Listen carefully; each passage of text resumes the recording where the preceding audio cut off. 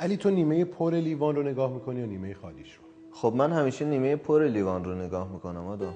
در همین این که تو داشتی در رابطه با نیمه پر یا نیمه خالی لیوان فکر میکردی، من آب توی لیوان رو خوردم. سلام، عملگرا هستم. منفی نگری، مثبت نگری، بیش ازت فکر کردن، تحلیل کردن، اینا هیچ کدوم ختم به انجام دادن و موفقیت و دستاورد نمیشه.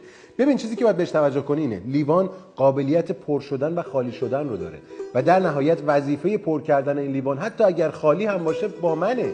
من باید انجام بدم. فقط انجام دادنه که انجام دادنه. فکر کردن، خواستن، مثبت نگری، منفی نگری، هیچ کدوم هیچ اهمیتی نداره. فقط باید انجامش بدی.